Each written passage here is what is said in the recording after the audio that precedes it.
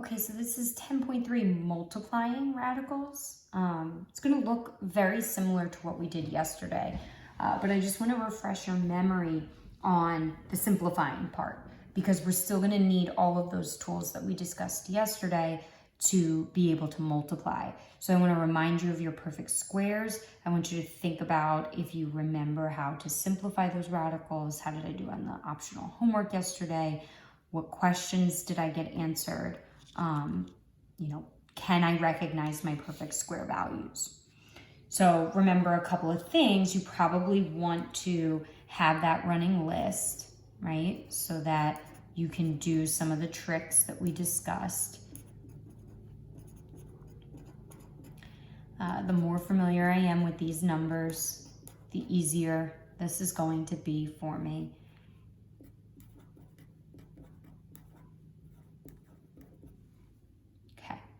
So I want to remind you of the rule from yesterday that said we could take a number underneath the radical and we could split that up into the product of two numbers. So like yesterday, we looked at root 50 and we split it up into root 25 times root 2. And we did that because the root 25 part simplified. Remember, no decimal answers for this chapter. So the whole purpose of the chapter is learning to simplify. If I wanted the decimal numbers, I wouldn't teach you anything and I would just give you the problems and hand you a calculator and that would be the work. So keep that in mind. Your whole goal is to recognize those perfect square values and reduce and simplify those radicals. We're actually going to take a look at this rule in the reverse today. So this rule goes both ways. If I start with a number underneath the radical, I can split it up into a product. If I start with a product, I can multiply those two and keep them under the radical. So let me show you what I mean. I have a problem for you today, root 30 times root 10. So those are two radicals that I'm multiplying together. Neither one of them is a perfect square. Root 30 is not a number on this list. Root 30 doesn't simplify. Root 10 does not simplify. And 30 and 10 are actually interesting numbers because not only are they not perfect squares, but they don't have perfect squares that go into them. So I can't reduce each of these individually no matter what. So I'm going to apply this rule from yesterday in the reverse, and I'm going to say, well, it's a product of two radicals. That's the same as multiplying those numbers both underneath a single radical, which gives me the square root of 300.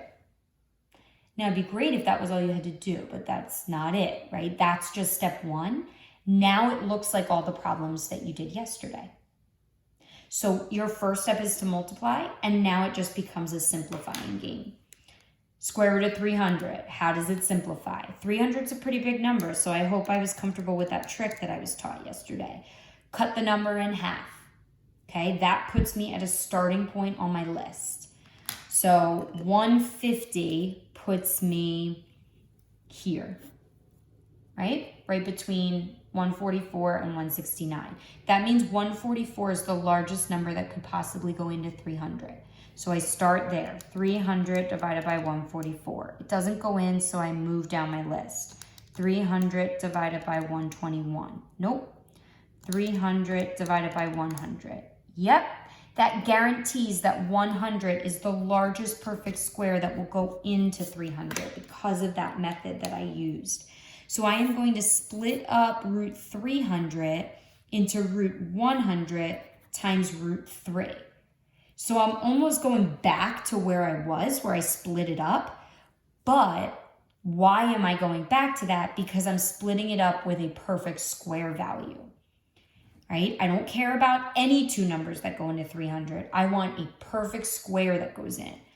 100 is a perfect square. Root 100 is 10. Root 100 is 10. Check it on your calculator if you don't believe me. Not root 10, 10.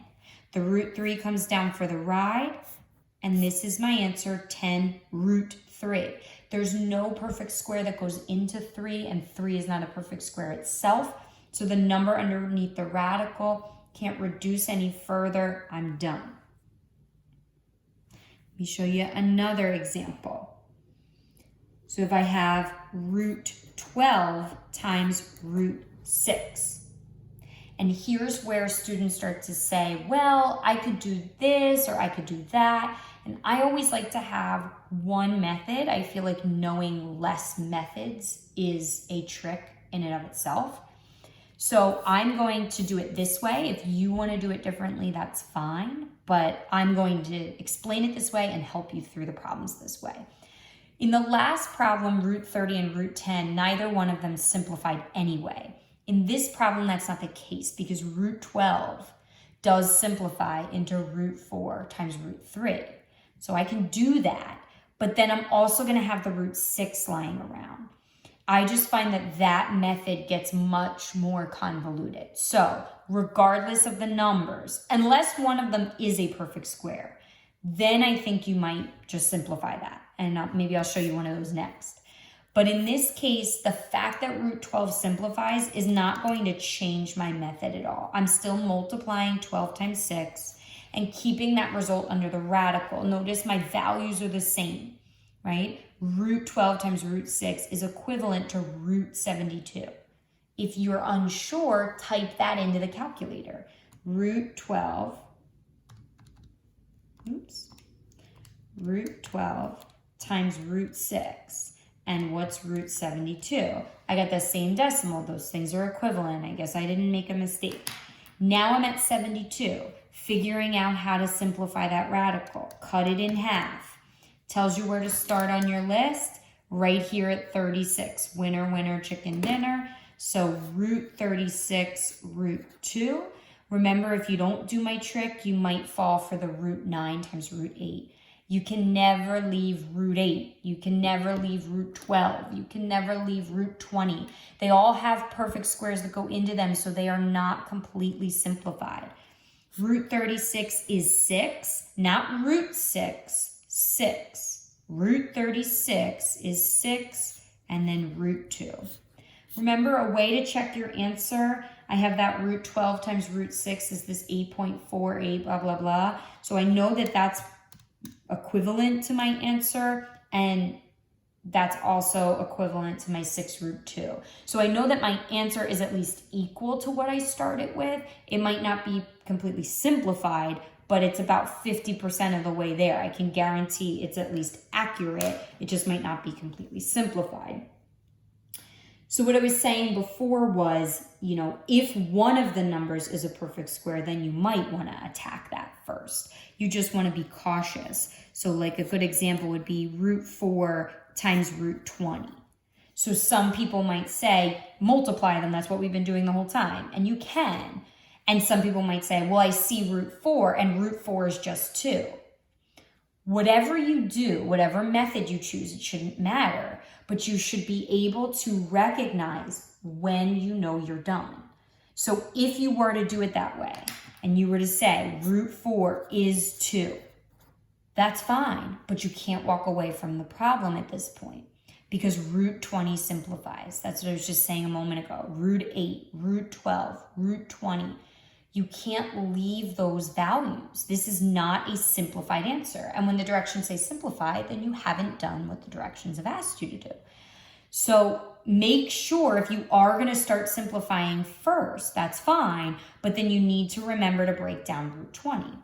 Root 20, remember, I don't want to split up into 2 and 10. Does me no good. So try our trick. That tells you where you are on the list.